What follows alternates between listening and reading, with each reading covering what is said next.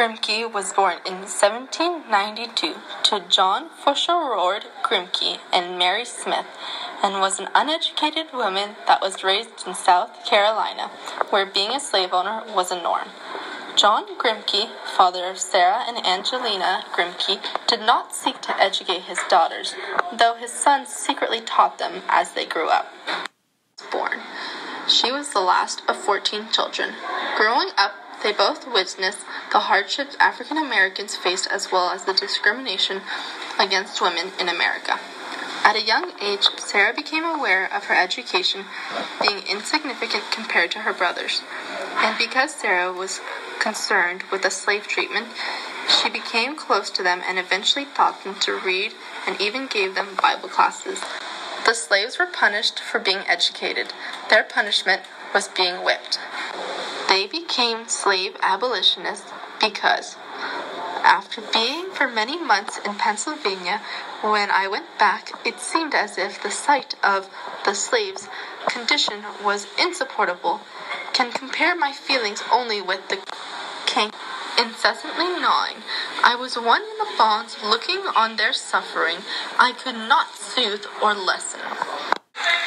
Angelina Grimke was among the first women to speak in public against slavery, defying gender norms as well as promoting racial and gender equality. In 1829, she joined Sarah in Philadelphia, where they both became members of the Philadelphia Female Anti-Slavery Society. Angelina then became interested in law and rights of the people, but was unable to attend law school because of restrictions on women's education. Angelina was introduced to the Society of Friends, Quakers, who had liberal views on slavery and gender equality, and converted to Quaker faith along with her sister, Sarah Grimke. Both were abolitionists, writers, members of the suffrage system, as well as being educators.